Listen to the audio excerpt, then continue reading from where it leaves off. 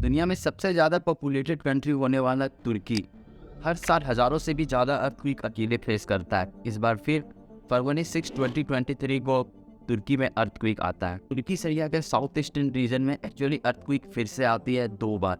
1000 से भी ज़्यादा झटके एक्चुअली में देखने को मिलते हैं। जब डिजास्टर मैनेजमेंट अथॉरिटी ने डेटा डिक्लेयर करी तो पता चला अर्थक्वेक 7.7 मैग्नीट्यूड का, जो अराउंड 8 किलोमीटर के आसपास का था। अर्थक्वेक की चपेट में तुर्की की 10 सिटी, 14 मिलियन से भी ज़्यादा लोग और 18,000 से भी ज़्यादा बिल्डिंग पूरी तरीके से ख़त्म हो गए। 62,000 बिल्डिंग्स तो कुछ इस तरीके से चपेट में आई है जो बिल्कुल जिसमें रहना इम्पॉसिबल सा हो गया। ये अर्थक्वेक 4 मार्च 2023 को फिर से रिपीट हुई तो लोगों के मरने के नंबर 36,000 से बढ़कर 46,000 तक हो गए। अभी और भी लोग हैं, और भी बच्चे हैं, और भी कई सारे परिवार इस चपेट में दबे हुए हैं जिसका पूरा डेटा का कोई पता नहीं है। इस मामले में देश की स्थिति इस हद तक बुरी थी कि सरकार ने अर्थक्वेक के बाद जब लोगों ने हेल्प मांगने शुरू करी तो 2 घंटे के लिए ट्विटर को बैन कर दिया था। लोगों ने सहायता की उम्मीद करते रह गए इस कड़ाके की ठंड में अपनी ज़िंदगी बचाने के लिए, पर फिर भी इस पॉइंट तक वहाँ पे बचाने वाला उसे कोई नहीं था।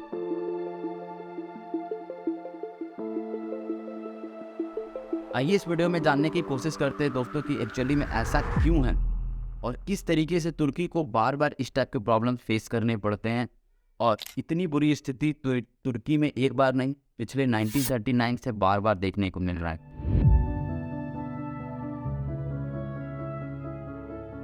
वैसे देखा जाए तो 9.5 मैग्नीट्यूड का अर्थक्वेक चीन में 1960 में देखा गया था और उसके बाद जापान में 2011 में जो अराउंड 9 मीटर का था, और अराउंड कुछ 26 दिसंबर 2004 के आसपास इंडोनेशिया में 9.5 मीटर मैग्नीट्यूड का अर्थक्वेक देखा गया था। अब इतने बड़े बड़े अर्थक्वेक एक्चुअली में सुनामी का भी कारण बन जाते हैं। अर्थक्वेक एक ऐसी चीज़ नहीं है जिसे इंस्टेंटली प्रिडिक्ट किया जा सकता और हम इसे लैब में टेस्ट करके ये अनुमान लगा सके कि कब और कहाँ होगा। ये बड़ी डिफरेंट टाइप का नेचुरल प्रॉब्लम है क्योंकि ये अर्थ के सबसे डीप लेयर में होती है, तो इसे समझना थोड़ा मुश्किल होता है। तुर्की के केस में जो अर्थक्वेक है ये 1939 से लेकर 2023 तक है। इसकी हम जो पीछे के जितने भी डेटा अवेलेबल है उसको एनालाइज करके समझने की कोशिश करेंगे कि आखिर तुर्की में ऐसा होता क्यों है। अब होता ऐसा है कि हमारे अर्थ का जो लेयर है बड़ी 5 डिफरेंट टाइप के लेयर में बटा है। सबसे ऊपर वाला लेयर क्रस्ट है, जिसे एक्चुअली में हम लोग रिजिड लेयर ऑफ अर्थ बोलते हैं, जहाँ पे हम रह रहे होते हैं। ये लेयर में डिफरेंट टाइप के प्लेट में बटी हुई होती है। अब ये प्लेट इसके नीचे वाले लेयर मेंटल प्लेट के ऊपर फ्लोट कर रही होती है। होता ऐसा है कि जब अर्थक्वेक जनरेट होता है, जहाँ से अर्थक्वेक जनरेट होती है उसे फोकस बोलते हैं। ये एक्चुअल अर्थ की पोस्ट लेयर पे होती है और यहाँ से वेव्स निकलती हैं। अब ये जो वेव निकलती है वो एक बार में नहीं निकलती, ये धीरे धीरे करके निकल रही होती हैं जिससे अर्थक्वेक फील होता है। अब वेव निकलने से ये प्लेट मूव करती है तो इसमें क्रैक्स बनते हैं। अब ये क्रैक्स जो बनते हैं, ये क्रैक्स को फॉल्ट लाइन बोलते हैं। यहाँ पे जो कैलिफोर्निया के सैन एंड्रियास फॉल्ट लाइन और तुर्की का जो फॉल्ट लाइन है बिल्कुल सैटेलाइट से भी देखने को मिलता है, ये इतने बड़े होते हैं। ये बात आपको समझ में आ गई होगी कि प्लेट काम कैसे करते हैं। तो मैं आपको बताता हूँ तुर्की जिस एरिया में लोकेटेड है वहाँ पे यूरेशियन, अफ्रीकन और एनाटोलियन प्लेट्स मिलते हैं। अब होता ऐसा है जो अफ्रीकन प्लेट है वो एनाटोलियन प्लेट को वेस्ट की ओर पुश कर रही होती है और यहाँ पे एनाटोलियन प्लेट को हमेशा पुली मिल रहा होता है। इस पॉइंट पर ये जो तीनों प्लेट है एक दूसरे में कोलैब कर रही होती है बड़े लंबे समय से। यहाँ पे जो एनाटोलियन प्लेट है वो exactly north Anatolian fault line और ईस्ट एनाटोलियन फोल्ट लाइन में भी घिरा हुआ है, जहाँ से इस्तांबुल जो तुर्की की दूसरी सिटी है वो भी कुछ इसी फोल्ट लाइन पे बैठा हुआ है। और इसके आगे की जो प्लेट है यूरेशियन प्लेट, वो भी इस ओर पुश कर रही होती है। यहाँ पे जो तुर्की का साउथ ईस्टर्न रीजन है वो इसी ईस्ट एनाटोलियन फोल्ट लाइन के बीच में आता है, जिसके कारण जो अपने आप में एक बड़ी हाई सिस्मिक जोन है और यहाँ पे प्रॉब्लम बड़े लंबे समय से देखने को मिल रहा है। दूसरा जियोलॉजिकल रीजन ये भी बनता है तुर्की जिस एरिया में प्लेस्ड है वो हाई सेडिमेंट्री सोइल से बना हुआ है।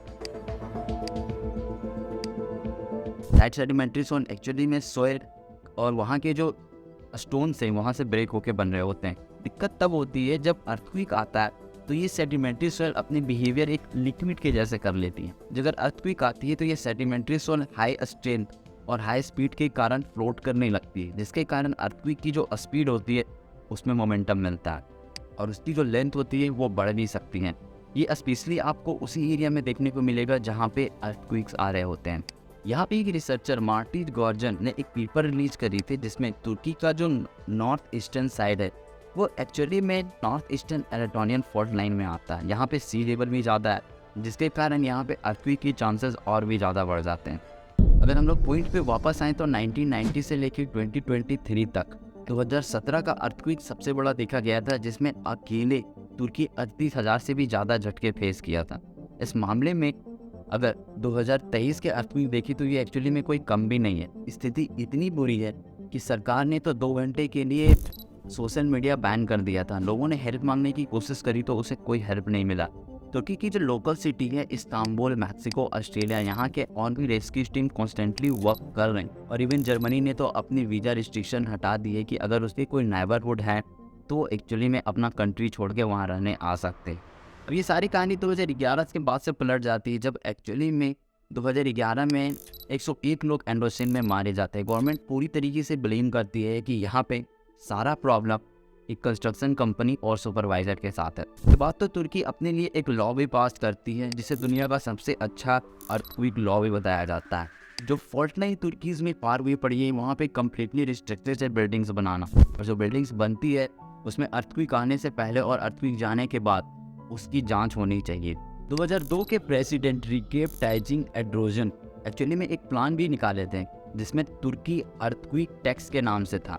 अब होता ऐसा था कि ये जियोग्राफिकल फॉल्ट लाइन के प्रॉब्लम्स को सॉल्व करने के लिए मनी कलेक्ट कर रहे थे, लेकिन ये भी पॉसिबल नहीं हो पाया क्योंकि 2002 के बाद से स्टॉक मार्केट क्रैश किया, जिसमें तुर्की डिस्ट्रॉय हो गई थी पूरे अच्छे तरीके से। अब यहाँ पे कंस्ट्रक्शन कंपनीज फिर से बच गई और गवर्नमेंट को पूरी तरीके से ये काम छोड़ना पड़ा, क्योंकि 1966 में सरिया फिलिंग सिविल वॉर तुर्की को फेस करना पड़ा। यहाँ पे बहुत सारे रिफ्यूजर्स एक्चुअली में सरिया से उठकर तुर्की में रह रहे थे, और जो कंपनीज ने बिल्डिंग कंस्ट्रक्शन करी थी बहुत स्पीड में, वो बिना फॉलो किए बनाने सारे बिल्डिंग्स बना दिए, जिसके कारण गवर्नमेंट उस टाइम पे एक्चुअली में कुछ कर भी नहीं पाई, क्योंकि गवर्नमेंट को उस टाइम पे अराउंड $3 बिलियन तक का लॉस हुआ था। अब इस टाइम पे गवर्नमेंट उस कंस्ट्रक्शन कंपनीज को ब्लेम करते या अपनी कंट्रीज़ को बचाती। हाँ, लेकिन जो 2018 में अर्थक्वेक आया था, ये सारे बिल्डिंग्स भी गिरे और साथ ही साथ तुर्की का पार्लियामेंट खुद वो भी डिस्ट्रॉय हो गया था।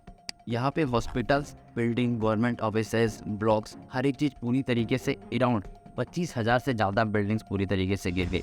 गवर्नमेंट ने बताया कि कुल 113 लोग इसमें पकड़े जाएंगे, और कुछ 20 तो अभी फ़िलहाल पकड़े गए हैं, जिसमें कंपनीज भी इंक्लूडेड है, और फ्यूचर में इन सब की प्रोसेस चल रही है, इन सबको पकड़ा जाएगा इस मामले में। अर्थक्वेक एक ऐसी चीज़ है जिसे प्रिडिक्ट करना थोड़ा इम्पॉसिबल है, पर यहाँ पे एक साइंटिस्ट है, डच साइंटिस्ट, इसने ये प्रेडिक्ट किया था 3 दिन पहले कि तुर्की और सीरिया में अर्थक्वेक एक्चुअली देखने को मिलेगा। इनने लोकेशन और एग्जैक्टली टाइम नहीं बताया था, बट इन्हें प्रेडिक्ट करी थी। इन्हें एक लाइन ड्रॉ करी है जिसमें इंडिया के साउथ ईस्टर्न रीजन पे अर्थक्वेक देखने को मिलेगा, जो अराउंड 7 मैग्नीट्यूड के आसपास का हो सकता है। 6.6 मीटर का मैग्नीट्यूड तो अफगानिस्तान में आ चुका है, और पाकिस्तान के जो छोटे सिटीज़ हैं लाहौर, पंजाब, इन सब एरिया में इसके झटके देखने को मिल रहे हैं। यहाँ पे अफगानिस्तान, काजिस्तान, उज्बेकिस्तान, इंडिया भी चपेट में आ गया है।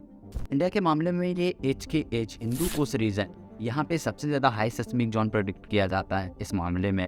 अगर हम लोग ओवरऑल सिनेरियो को समझें, यहाँ पे जो इंडिया का अर्थक्वेक कंडीशन है, वहाँ पे 0 को काफ़ी पहले हटा दिया गया। यहाँ पे 4 सेस्मिक जोन में बांटा गया है, जो ये कंफर्म कर देता है कि इंडिया का कोई सा भी एरिया पूरी तरीके से 0 अर्थक्वेक में नहीं है। यहाँ पे ऐसा नहीं है कि अर्थक्वेक नहीं आ सकता, डेफिनेटली अर्थक्वेक आ सकते हैं। अब चूँकि इंडिया के कंडीशन में ये जो प्रेडिक्ट करी गई है, इसे 100% कन्फर्म करना पॉसिबल नहीं है, लेकिन हम लोग इतना समझ सकते हैं कि अब जितने भी टाइप के बिल्डिंग कंस्ट्रक्ट किए जाते हैं, ऑलमोस्ट इन सब चीज़ों का ध्यान रख के किया जाए। बाय द वे, मैं इस टॉपिक को अभी फ़िलहाल के लिए यहीं पे ख़त्म करता हूँ। अगर ये वीडियो आपको अच्छी लगी हो तो वीडियो को लाइक ज़रूर करना, चैनल को सब्सक्राइब कर लेना ऐसे ही इन्फॉर्मेटिव टॉपिक्स और रिसर्च वाले वीडियोज़ के साथ। फिलहाल के लिए हम लोग अगले टॉपिक में जल्दी मिलेंगे, तब तक के लिए जय हिंद।